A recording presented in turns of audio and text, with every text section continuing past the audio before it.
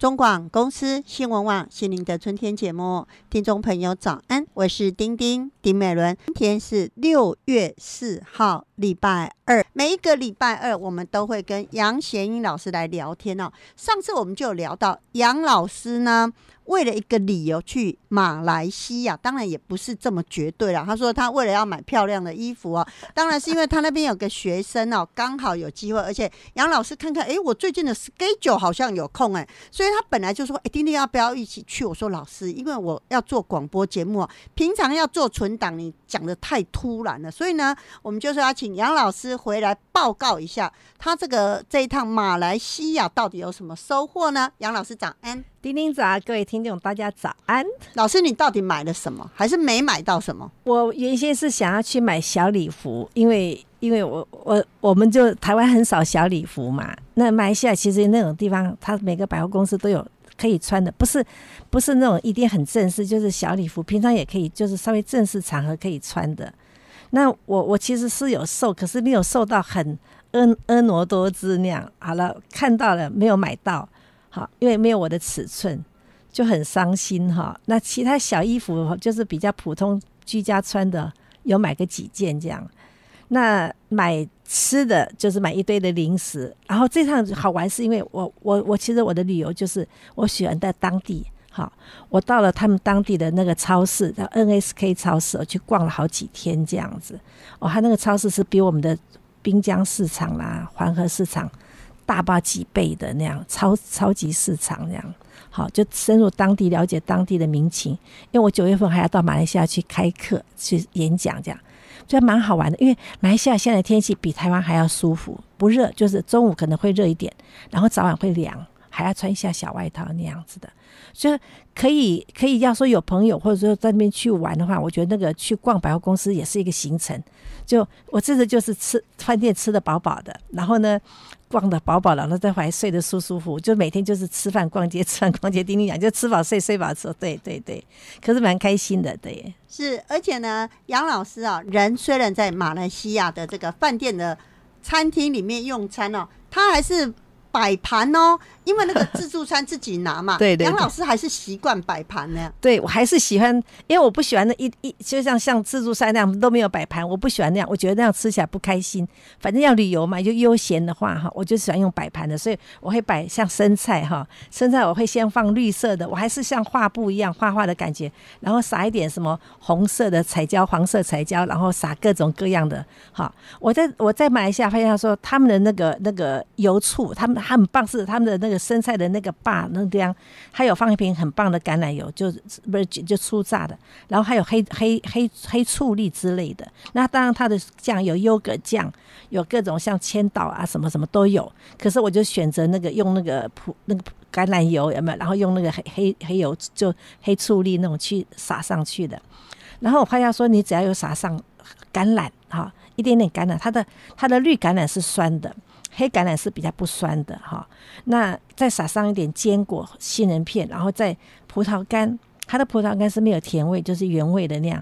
然后再撒上橄榄油，那个很好吃所以每个人都以为说，哇，你怎么那个好像自己在买东西一样，摆盘这样一盘，然后再一个蛋再一个淀粉，我通通算好好的，所以每天早餐吃的超开心的这样子。你知道吗？其实有一些人有另外一种想法，就是说，如果我去吃自助餐，一次拿一个盘子像杨老师这样摆盘，会浪费很多，盘子不是要洗很多吗？那当然这是另外一种解释法，就是呢，看你个人怎么想。但是有一些人如果像杨老师这样，就会觉得我每一天都是在享受过生活。因为呢，我们常说这世界上不是男人就是女人嘛，对，因为我们两个都是女人，所以我们要站在女人的立场讲话，就是无论你现在60岁、70岁、80岁，你如何让自己生活得更快乐，这才是重点。真的像我已经习惯性我不喜欢在台湾的餐，因为台湾的餐没有那么美丽，你知道那我又习惯是说，我们已经那么老了，就不需要说好像buffet的东西你要吃到饱。我常常看到人家像台湾那个旅游，他们早上一大早进来一堆进来，然后就把那个什么通通摆得满的，夹了一堆的菜，让那个盘子是满的，然后再去一盘。我会心里想说，早餐你在家有吃这么多吗？对不对？没有必要嘛。可是你要是说像我这样子，就是轻轻松松的摆一盘生菜，一盘什么这样的，然后少少的淀粉，就那个量你抓好。其实慢慢的吃，我每一餐大概在那边在餐厅吃，大概花到50分钟的时间，然后好好的喝个咖啡，再吃个水果这样子，你一天的营养够了，我觉得这样就可以了。而且那个心情是从一大早开始的早餐开始心情变好。我觉得假如说以我现在这种年龄去旅游的话，我不会，可能每个人不一样，可是我不会很想要去走山走水我不会很想要去，因为走山走水我觉得可能在我早餐过后，所以有人是为了配合行程，一大早5、6点好像匆匆忙忙赶路，我觉得那不是我想要的。只要大家有机会可以的话，台湾也可以找一个好的餐厅、好的饭店，有早餐的饭店，你就好好的就是拿自己想要配个色，你会觉得那个很超值的，而且是整个是放松的。是，所以杨老师，丁丁很适合成为你的旅伴。为什么？我也喜欢玩这种呢，就是你知道我们过去常常譬如说到哪一个国家，我们就找这个当地的一个觉得还不错的饭店然后呢我们就在那边譬如说可能一住就住5天或7天，然后每天可能睡到自然醒，接下来就是可能每天都没有排行程，我排的行程可能跟杨老师一样到不同的，有时候去按摩，然后有时候骑着我的电动代步车到附近走走逛逛，或者哪一家咖啡厅很好就进去，就觉得好悠闲。因为人家说旅游的定义是什么？离开你家，离开你熟悉的环境就是旅游。对，就是把自己住腻的地方到人家住腻的地方去，可是因为人家那个地方我们不熟悉，所以这样子马来西亚一趟回来吃到他们当地，知道说他们的身材比我们台湾的好，他们什么东西这样搭配。那我们平常台湾的身材都是淋上什么千岛酱什么的比较没有说像橄榄油，因为有人排斥，其实错了，反而味道很好。然后就每天就会明明它的菜色是差不多，可是每天会点不一样的东西，你会觉得这个旅游不管是怎么样花的钱，那个钱花得很值得。至少我们有这个能力的话，是让自己放松。所以爱自己不一定说要拿很多想要赚回本那样，没有，是要让自己很开心就才叫回本这样的。所以可以试试看，就是假如说没办法出国的话，台湾你不要用到那个假日很忙的时候，你就可以2天1夜的去住一下，这样我觉得是蛮有趣的。对，所以呢我们在这边打个非广告因为呢我们在6月底6月25号26号27号我们要到日月潭住他们的丽山林会馆然后我们要住的这一个会馆，它其实有不同的主题我们去住了这个就是全部是块木 Hinoki 所以这个小木屋非常非常的特别我们要来一场日月潭的慢活漫游希望大家赶快来报名好期待我要查一下我的行程因为这样子有快木这样子而且你没有排任何行程，有没有？就慢慢还是有稍微排一点，但是不像以前说挤得满满的这样子。对，本来就是要慢活的嘛。因为你像快木，你整个是在那个就是有这种芬多精或快木味道。赶快报名OK， 老师聊到了你最近连续出了2本跟冰箱以及食材相关的书是，也许很多人看了以后就觉得其实看了老师的书就觉得好像也蛮简单的，但是我其实接到很多听众朋友给我的回馈，就会觉得看似简单，但是老师提醒了我们经常忘记的东西耶。对，看似简单，可是你要做，你不做的话没有用，你要试试看，从最简单的开始试试看。好，所以我这2本书就是有一前面那本是针对便利包，那后面那本就是钱滚钱的冰箱小财宝，是针对各个食材比方说便利包是没有针对各个食材去做它的解析，然后做它的料理的设计这样。那这个就是说当你买到这个菜，你只有这个菜，你要怎么去处理它，怎么把它吃完的方法，而且配上很多小故事。我要分享是说，我有一个读者就是买了我的书以后，他说他这本书他觉得很棒，是他晚上当小孩子的就是睡觉前的叫什么床前故事真的吗？他不是用我的口语，他说老师你那个口语是大人的口语，他把它换，就是把它再加上小孩子童话的故事。他说他小孩子本来不吃红萝卜的，后来那一次他就跟着那天就是妈妈我们要不要做个红萝卜什么什么，我忘记这红萝卜一个什么餐。他说我们明天就小孩子他好像6、7岁嘛，他说妈妈我们来做这个红萝卜什么什么，小孩子就吃嘞，他觉得好棒哦。所以我觉得说有时候就是你看这个，因为我这本书就是解析这个菜它有什么故事，有什么故事，比方说我们之前有讲过什么黑木耳或什么的话，好，你会理解它，你会原来有很多人不敢吃的时候，你会想要吃它看看，不会做想要做做看。所以我会希望说透过这个书我们学习习惯在家里面自己煮，好，自己煮。人家讲说我那么老了为什么要自己煮，很多都这样讲，我说错。好，有人说我宁愿住养老院，让人家煮给我吃，你可以住大概2个礼拜养老院。你要想养老院的伙食都是一个厨师做出来，而且是为了好像怎么讲设计，营养师设计是健康的，可是我们人的心情我们的身体会学的心情，会学的需求，想要吃什么东西，那时候你就吃不到，你就会很难过，你吃不到你想吃的就会身体不好。那你自己可以自己煮，就在家里面的话，你今天想要吃什么，明明我昨天已经设计好，今天早上我可能想要吃什么生菜，好了，偏偏今天可能又下雨，又有风又有雨，有点冷，我想要吃热汤，可不可以？可以啊，因为你冰箱有，就满足了你的口欲。我要讲的是这个，我没有说外面不好，我没有反对外食，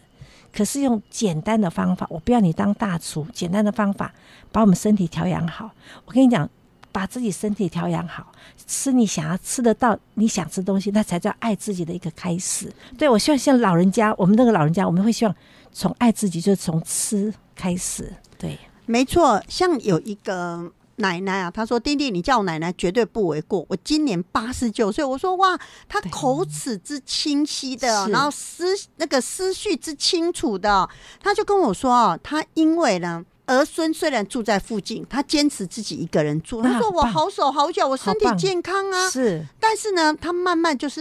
媳妇啦儿子都说妈你不要自己煮，所以他们都帮他叫外卖，要不然就是他们煮了在外面餐厅买的回来家。他说丁丁我都吃不习惯了。后来呢他老师也觉得做菜很麻烦，但是他连续看了杨老师这2本书他真的很认真去逛菜市场，买了很多食材他说丁丁他终于可以了解到以前他不懂的时候冰箱塞得满满的，后来他儿子女儿就不准他做，说妈你每次买回来的食材都烂掉坏掉，这样更浪费钱，对不对？对，所以不准他做。但是他说他现在用杨老师的收纳归纳法，连媳妇都跟他说妈你是怎么做到的？而且呢有一天他就跟这些儿孙们说回来家里吃饭，他把杨老师的一些很简单的料理，大家就觉得你是大厨吗？对，所以没有食材新鲜不需要厨艺，放到锅子里面煮一煮，煮熟就好。所以试试看啦我不晓得该怎么教大家爱自己，试试看，先从炒你每天吃得到你想吃的菜开始。假如你今天想要吃外食 ，OK 啊，好你就叫外食。可是总会回来的时候，你会有想吃的时候，万一没有，你自己试试看。好，我们这本书就希望大家爱自己这样子，对，先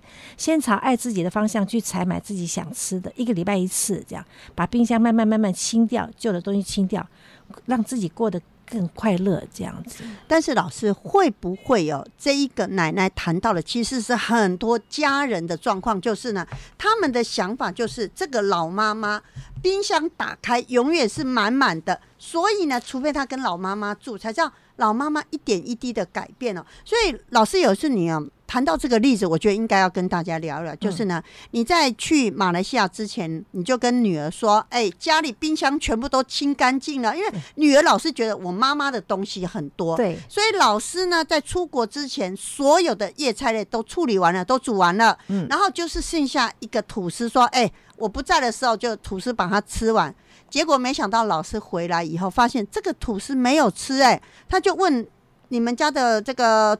老爷说家里怎么会有一个吐司？他说女儿又去买。会不会女儿虽然你交代女儿，但是女儿想当然就是我妈妈东西一大堆，我懒得去找，我干脆自己买比较快，结果都是重复的东西。对，一般人会有这种感觉说好像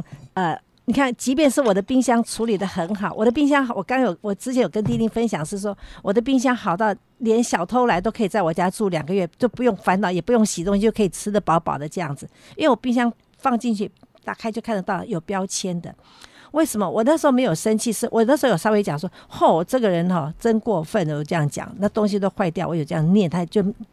嘴巴讲说太过分了，这样子，居然没有吃完它这样子哈。可是我还想一件事情，就像丁丁讲说，会不会很多小孩子，对，很多小孩子会认为我的爸爸妈妈、我的阿嬷、我的公公婆婆，他就是这样，他没有看到你的转变我没有要生气，我不会生气，是因为我觉得那个是我自己的行为，因为我马上理解他说，因为那不是他的冰箱，没有必要他要走到我的冰箱里面。假如今天他自己结了婚以后，他有他的冰箱，我去他家我也不会去翻他，我说你冰箱怎么那么多，然后一个概念他冰箱很多，因为我们没有细查。那有的话，假如说你小孩跟你住在一起，好，你就开始好好的整理，像我的冰箱那么清楚以后，我现在的方法就是我放一个东西进去之前我一定写上标签，然后因为我的女儿他跟我住，可是他没有煮饭，他只有在我去马来西亚出国他才会表现要自己煮饭这样子旁边讲说今天是你买菜，是男生先生买，请你处理好以后，你一定要跟旁边的人讲说，我这个已经处理好了，买好了，我放到冰箱的第几个什么位置，你看有标签在，然后不要嘴巴讲，你把它带过来，好，带过来说你看它就在这里所以下次我们要吃什么你提醒我，我们就拿这边的，不是你要拿这边，是你提醒我，让他说我有义务，我就是要提醒你，你别忘了你上次买什么放哪边这样子。我觉得这是一个开始。那假如说你家冰箱很多很多的时候，试试看随便拿出一块，不要从里面翻，我们之前说不要从里面翻，你从外面就拿出一块，你就把门关上，当你买菜之前你先拿出一块，你想这是什么？原来好像是五花肉，不管它好像是什么，你先退冰，然后你去买菜回来，它一定就是肉类的嘛，那基本的就是姜嘛、葱嘛、酱油嘛、一点点糖嘛，你先去红烧它，好了，这个2天吃完了，下次你再拿出来一块这样。所以这个时候你就不要再买跟冰箱冷冻库有关的，就只能买1个礼拜会吃完的蔬菜，这样搭配它，慢慢冰箱空了以后，你再跟我的冰箱一样，盒子标签，试试看，把成果跟你的小孩讲，你看我现在已经在努力的不要让你们嫌弃我已经清了这2块拍照下来，我已经清了这2块，可以传给你的小孩。你猜妈妈今天做了什么？你猜爸爸今天做了什么？我们开始清冰箱，我们不想要当阿嬷冰箱的那个主角，这样子。这个就是一个重点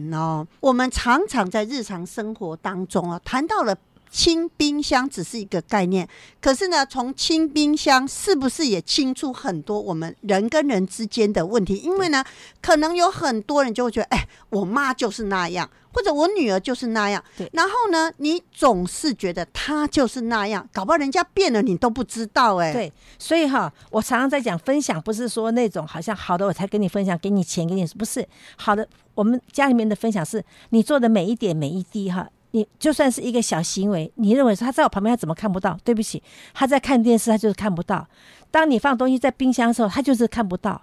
他就会认为反正你都是你买的，跟我无关。因为我的女儿为什么会再买？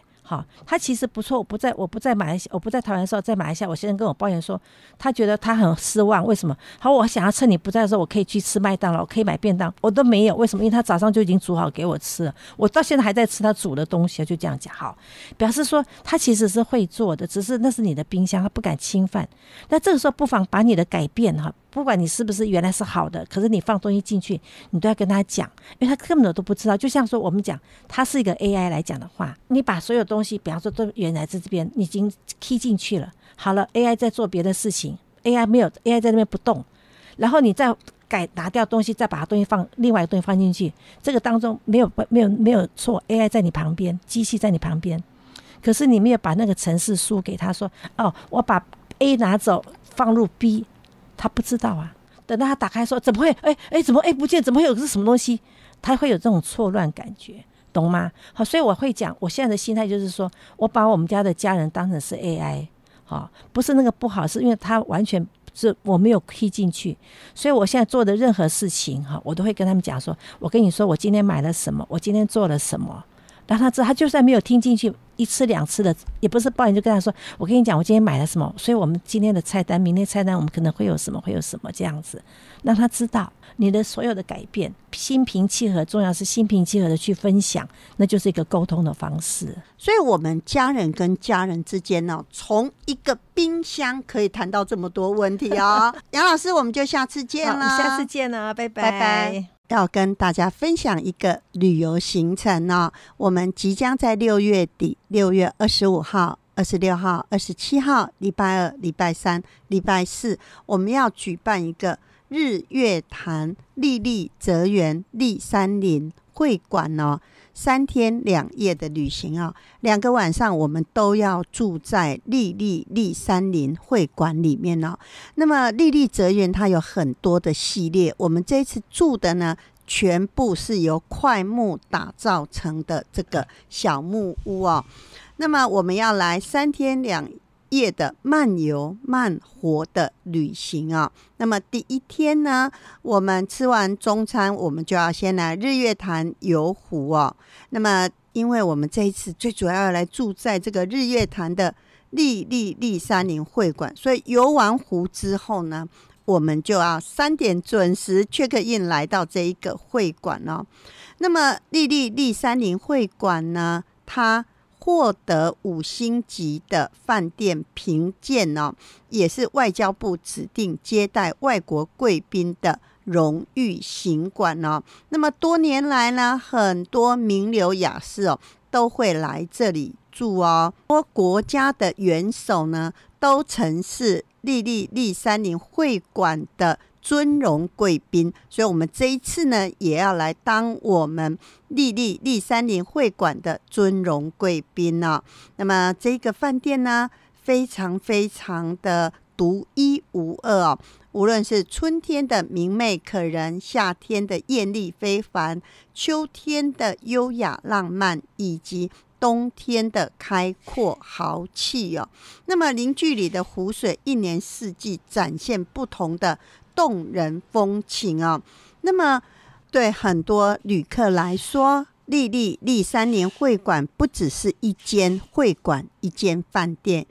更是心灵的度假天堂哦。所以我们2个晚上呢都要住在这里哦。那么我们的早餐跟午餐呢，也都要在他们的日月潭湖畔餐厅吃饭哦。零距离的湖水呢，如果你在这个餐厅哦，这个丁丁好像用讲的很难形容，你还是要自己哦来感受看看哦。那么第2天呢，既然我们住在一个这么环境这么好的会馆呢，我们当然哦就是要非常的轻松自在。吃完早餐呢，你可以在这边骑脚踏车，走他们最美的步道。下来我们要吃午餐，吃完午餐呢，我们要去搭日月潭的缆车哦。但是我们只有搭缆车欣赏这个美丽的风景哦，我们不会安排去游乐园玩，因为对很多人来讲哦，那个是不必要的哦。缆车呢，我们要去参观山域基督学院哦。山域基督学院呢，这几年呢，成为大家非常喜欢去拍照的一个环境哦。那么整个氛围呢，很像欧洲哦，所以近年来很多网红啊，或者家人团聚要拍照，都会到鱼池乡的山域基督学院哦。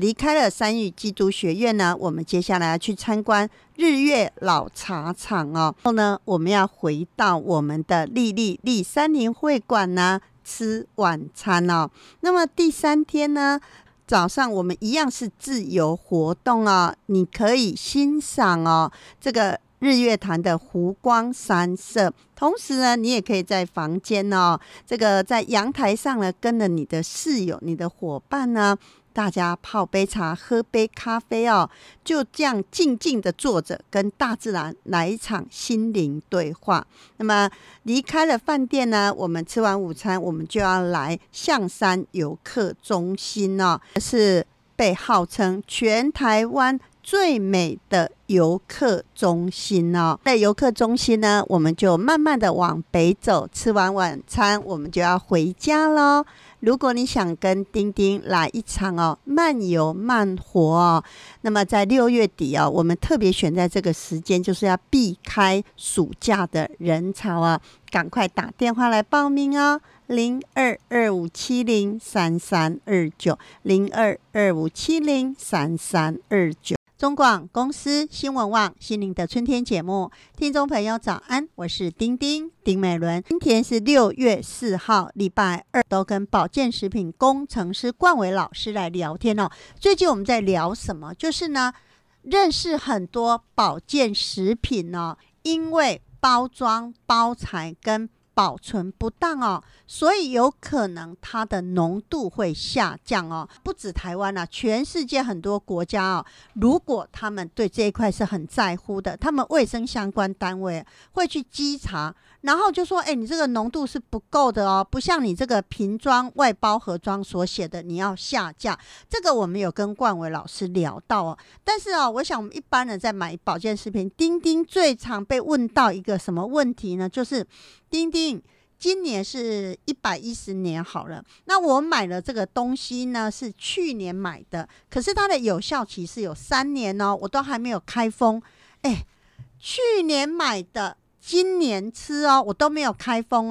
然后它有效期是2年到期这样会不会不新鲜这个是很多人的疑虑甚至很多人说这个保健食品的有效期是多少，我要买它最新的，如果3年这样比较好这个观念到底对不对？我们要如何来看待这个所谓的保存期限呢？今天我们要跟冠伟老师来聊天。冠伟早安。各位听众早安，丁丁早安。冠伟，我相信你也很常被问到这个问题，对不对？甚至很多人说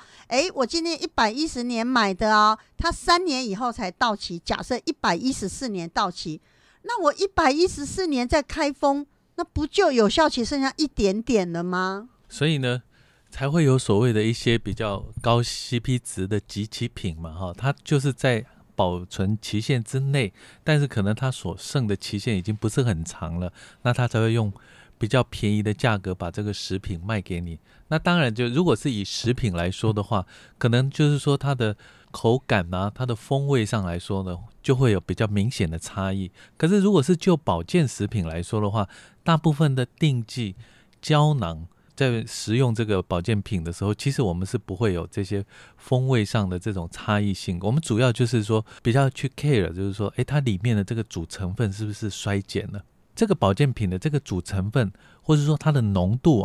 它的衰减其实主要比较影响的并不是这个出厂多久的问题，而主要是什么？是我们开封之后多久我们才把它吃完。因为它的这个浓度它会快速的递减，主要是从我们开封的那一刻开始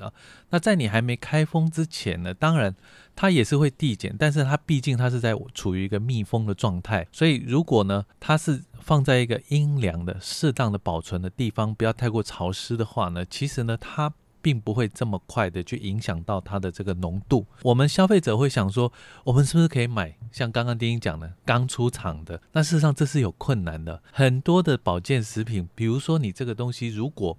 它比如说它不是台湾制造的，不是 made in Taiwan 的，它是从国外进来的，那你想从国外它的制造到进来这个船运啦，到进来报关啦，这就有一段的时间等它到了上架，也许离它的这个出厂日期已经过了半年了。我们说要能够每次都买到这个就是经典刚做好的，我想这样子的几率不是，当然是有的你也可以去挑选，但是还是以说可能是台湾制造的，然后刚上架的这样子的产品比较有机会。但是我们还是要告诉消费者，就是说真正要注意的其实不是说它已经出了工厂出厂了半年1年或者2年的差异，而是我们应该要比较重视的点是在说我们打开之后我们有没有按照一个计划尽快的把它吃完，然后不要让这个开封之后时间拖得太久，这个才是最重要要考虑的部分了。冠伟刚才谈到了一个重点我举一个例子可能大家比较有概念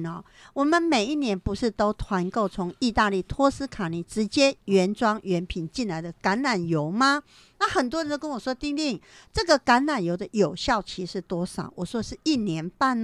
重点不是这个1年半，当然有效期也很重要嘛，只是呢很多人开了一瓶橄榄油开来关去可能人家是最好是最佳赏味期，是我开了这一瓶橄榄油，最好是在1个月或2个月之内把它用掉，对不对？很多人不是哦，开了这瓶橄榄可能用半年呢。第一天开封的橄榄油跟你开半年的橄榄油，它的新鲜度是完全不一样，是不是它的营养成分、它的浓度也在递减呢？用这个比喻可能大家比较听得懂。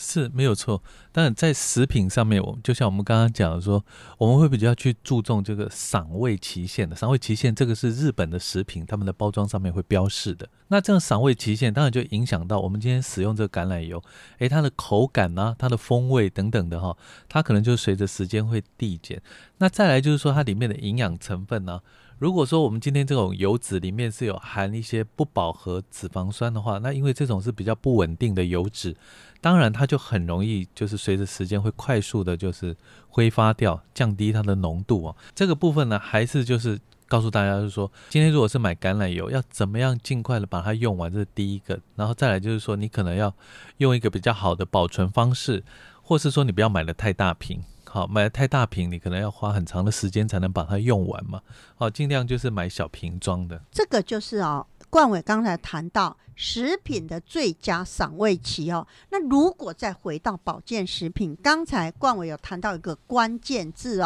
如果你买了一个保健食品，你应该要有计划的吃它。很多人跟我说，丁丁，这个鱼油的有效期3年那很好，我买了这5盒啊，这3年内我可以慢慢吃。我说不对吧，这个你鱼油它有效期3年，不是让你吃3年呢。冠伟，是不是很多人常有这样错误的观念？是没有错，很多人呢就是保健品买来之后呢，常常就是一开始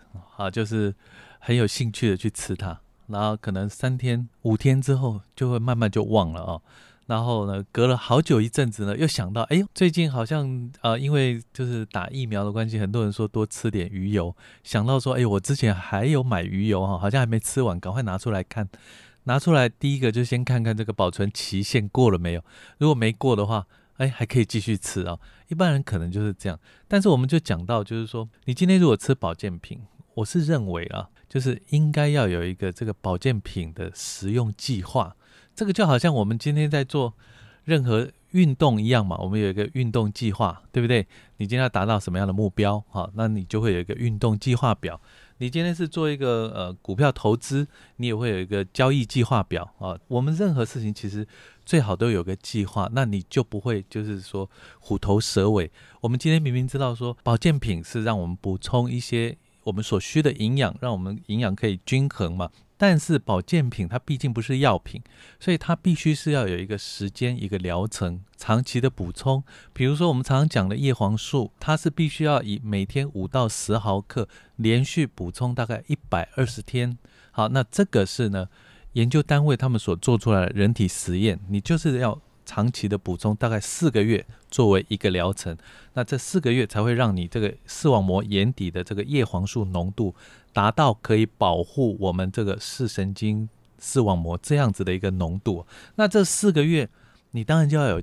计划了，比如说我现在我要做一个眼睛的保健，那我就做一个眼睛的保健计划。那你可能用一个小本子写下来，我今天买的保健品，那我从几月几号开始吃，通常它有建议剂量，如果你这个是一盒是60粒的话，那建议每天2粒。那你可能这一盒呢，从12月1号开始吃，那你就是吃到30号，你应该就是这一盒要吃完了。然后接着在第2盒、第3盒，好，这个时候你就可以考虑是不是，我们可以多买几盒，因为我要吃这样一个疗程嘛。那你这样有计划的话呢，你一来你也不怕买太多。因为我们有计划，我们知道这个疗程，我们就会把它吃完，那也不会有说到时候放得过期啊等等这些问题。或是说呢，你这个保健品如果你没有连续的吃一个疗程的话，那你可能又感觉不到效果，那这样子也是等于让我们多伤荷包白花钱了。这个就有个重点，譬如说我们在买保健食品，它上面一定有个建议量嘛。那有一个大姐就跟我讲，她买这个高浓度的鱼油，她本来一天就是吃2颗，也给她老公吃2颗但是呢，她有一个孙女是在实验室里面工作，好像也是做跟医药药品相关的。有一天她回来看外公外婆她就跟她这个外婆说，外婆外公现在有一点失智的倾向如果按照它上面的建议量2颗，应该太少了然后你看它这个如果没有任何的添加，有的没有，它就是单纯的 Omega-3 DHA 跟 EPA我建议外公吃的量可能要再增加，才能够到达一个程度一个浓度嘛。所以这个外婆这个听众在跟我讲的时候，他说丁丁，我这时候就突然骄傲了起来，我孙女长大了，她回来会关心我们吃什么，然后帮我们看我们这个浓度啊剂量的问题耶。这个婆婆她的孙女既孝顺又有智慧，就是说像我们所讲的这种高浓度的鱼油，当然如果是1天2粒也就是每一粒500 mg 这样子的剂量的话，其实这样是属于一般健康的人的保养剂量。也就是说呢，它可以就是对应就是说处理我们身体里面的一些慢性发炎的问题当然这样的剂量都是够。但是如果你要讲到就是说其他的需求的话，因为高浓度的鱼油它本身其实就是我们常常讲是高血脂症用药相同的一种原料，也就是说呢，它的剂量如果用到药品的剂量的话，当然它就有这个降血脂的这样子的功能所以如果你今天有个别个人的因素呢，你需要再补充更多的话，那当然1天2粒可能这个剂量就不太够。像是那种高血脂症的呢，他们1天的剂量可能就是要4粒甚至到6粒但是那样子的使用方式呢，可能呢你必须要先去咨询你的医师，因为你的医师可能他有在开这些降血脂的西药给你嘛，那你就不能 double 吃的太多。像他的孙女有这样子的观念是很好，也就是说这个爷爷他已经有这个失智的前兆，或是通常刚开始会有一些情绪上比较起伏比较大，或是一些忧郁症的现象的时候呢，你可能就可以比一般正常人的保养剂量再多个1颗，这个都无所谓。这个就是重点我们在吃保健食品你不要以为说我买了就好了。很多人是很爱买但是呢在年底或者大扫除整理家里的时候，就会发现怎么这个也没吃那个也没吃。所以就像冠伟老师讲的，当你开始很认真想要吃保健品的时候，你真的要有一个计划。那刚才冠伟老师谈到说，有一些人吃譬如说保护眼睛大家都知道叶黄素可以抵挡光线的伤害嘛。可是你刚才谈到了，当然这个问题我们也聊过，我们再复习一次就是呢，你说每天吃5毫克或10毫克慢慢累积可是你知道吗？现在外面很多的厂商都诉求说他们的叶黄素是高达30毫克所以现在很多人就问我说丁丁，这个只有5毫克10毫克15毫克怎么会够我们首先要先告诉大家就是说这个5毫克或是10毫克的叶黄素这个还是要看这个原料本身的浓度这个在成分上面它通常它的标示方式是写比如说是金盏花萃取物，金盏花萃取物它可能写100毫克，那100毫克里面它如果说它这个的纯度是属于 10% 的话，那表示说它这100你要乘以 10%， 也就是说它的叶黄素是10毫克。在有些厂商它会在营养标示下面特别在帮你标注这个叶黄素的剂量，就是胶囊它会写说每日的剂量，如果它是每日是建议吃2颗的话呢，它这个营养标示的部分它就会写每一份，就是每日呢它可能就是每一粒如果是5毫克，那这边叶黄素它就会写10毫克，表示这是你1天吃进去的量。刚刚丁丁讲到就是说很多厂商他会讲说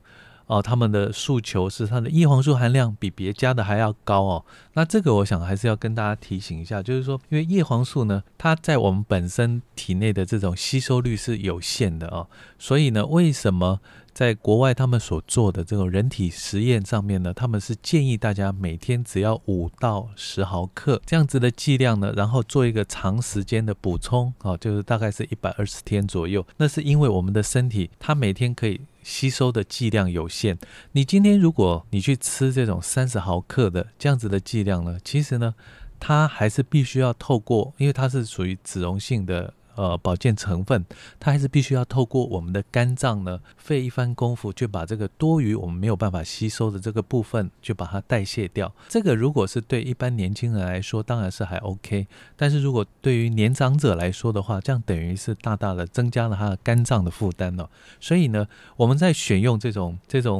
叶黄素类的保健品的时候呢，我们还是不要去贪图就是说它里面的成分剂量太高，我们反而是要去看说它是不是有一个适当的安全的剂量，然后呢我们必须去做一个有效的这个保健品的食用计划那这样子我想才会得到最大的效益。所以我常开玩笑说要花钱最快也最容易但是你买的保健食品，你有没有好好有计划的认真吃一个疗程呢？或者一个营养概念呢？还有就是保健食品这个保存期限怎么看待它？这个刚才我们聊过了嘛。那另外呢，我们有谈到保健食品一拆开，里面可能有什么干燥剂、棉花那这些是要丢掉还是要留着呢？我们下次会持续这个话题跟冠伟来聊天冠伟，我们就下次见啦。 OK， 下次见，拜拜。拜拜。中广公司新闻网心灵的春天节目，听众朋友早安，我是丁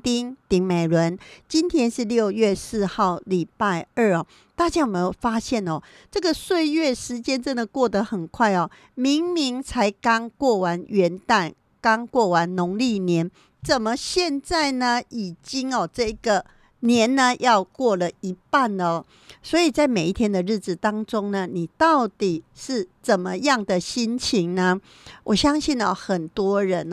可能年岁大了以后要担心的事情反而更多像有一个阿姨就跟我说，丁丁，我今年78岁我都觉得我是人生胜利组这个胜利组不是说我很会念书或者我经济很好，都不是。他觉得他日子过得很平凡，但是很幸福那但是为什么最近开始觉得不好呢？是因为老公在去年过世了，过世之后她才发现原来老公在外面有一儿一女那么这2个孩子在先生告别式的时候回来家里要参加家祭他说我当场不知道要该如何来接招，他就会觉得我的人生怎么会这样我就跟他说，大姐，你应该很庆幸你现在知道这件事情了，那么就好好的面对，好好的处理那么他说呢，这一儿一女的妈妈其实很早就过世了，那么他们这一次来就说我们没有要分家产我们只是想要来祭拜爸爸。那这件事对这个阿姨大姐呢当然很震惊，对家里的女儿呢也很震惊，她觉得不敢相信我爸爸怎么是这样的人呢而且呢外面生的儿子跟女儿现在也都40几岁，都成年了。所以我觉得我们什么样的人生会发生什么样的事情不知道问题来了我们就面对吧。是呢，藉由这样的一个故事，我们希望跟收音机旁的听众朋友来共勉之。如果你觉得你有一个天大地大的秘密没办法告诉别人，千万不要像这个老公像这个爸爸一样留给太太跟女儿非常非常大的惊吓。那你会说，丁丁，那如果我不这样做，我真的不敢面对，我说不出口那该怎么办所以我觉得这个就是考验每一个人的智慧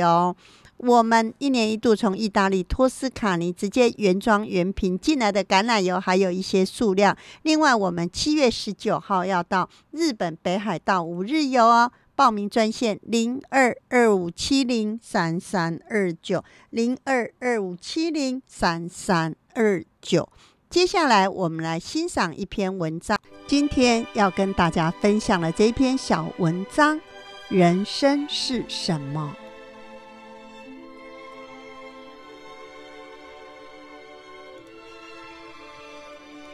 学会用简单的心境对待复杂的人生。大千世界繁华无数，求无止境，看清才会轻松，看淡才能愉悦，看开才能豁达，看透才能成熟，看懂才能简单。缘来不拒，境去不留。看淡了得失，才有闲心品尝幸福。选择任何一种生活方式都有得有失，所以不用羡慕什么，也不用抱怨什么。你能够做的只有保持身体跟内心的平衡。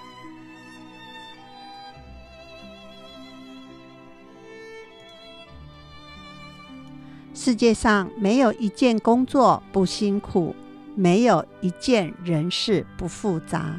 你排斥现在的不愉快，光阴也不会过得比较慢。所以不要随意的发脾气，谁都不欠你的。越努力越幸运。当人有了足够的内涵跟物质做后盾，人生就会变得底气十足。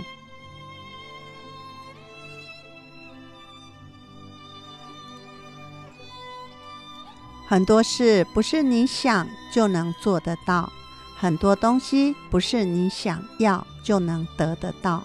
很多人不是你想留就留得住。不要把什么都看得那么重。人生最怕什么都想计较，却又什么都抓不住。失去的风景，走散的人，等不来的渴望，全部都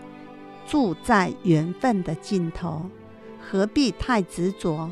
该来的自然会来，会走的留不住。放开执念，随缘就是最好的生活。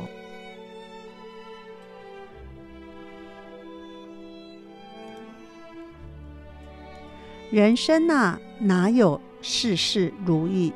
生活啊，哪有样样顺心？所以不要跟别人太认真，因为不值得；不要跟自己太认真，因为伤不起；不要跟往事太认真，因为没价值；不要跟现实太认真，因为人生还要继续。不要等到开心快乐的时候才露出微笑，不要等到有人夸奖的时候才相信自己，不要等到要说分手的时候才后悔相遇，不要等到有了好职位才努力工作，不要等到失败落魄的时候才想起劝告，不要等到生病垂危的时候才意识到生命的脆弱。人生不卖来回票，珍惜现在的幸福吧。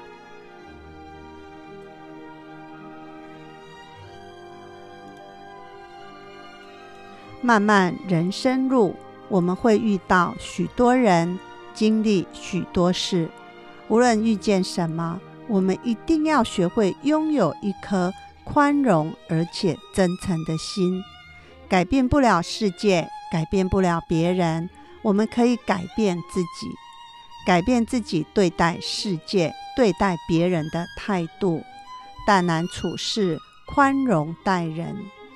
如果明白岁月走过，留下斑驳无数，是愁是叹，终不过一纸繁华。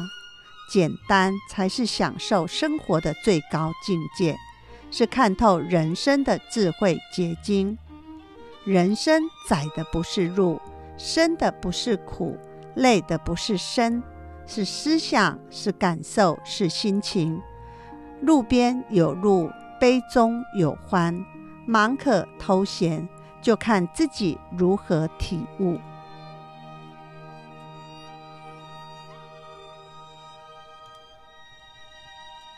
一个真正的智者，必然是心怀主见，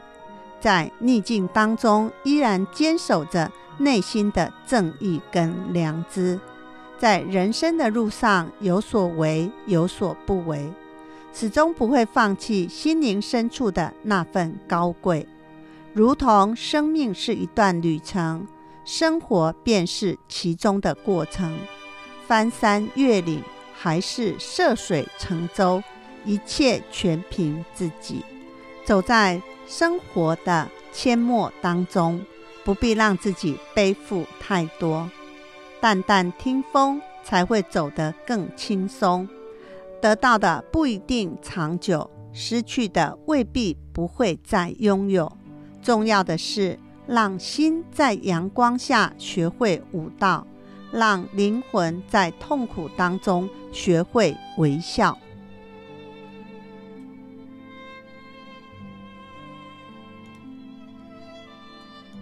逝去的风景，走散的人，等不来的渴望，全部都住在缘分的尽头。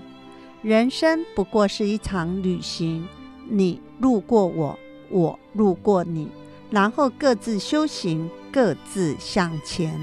看清才会轻松，看淡才能愉悦，看开才能豁达，看透才能成熟，看懂才能简单。让我们学会把这一颗心在阳光下舞蹈，让灵魂在痛苦中微笑。人生是什么呢？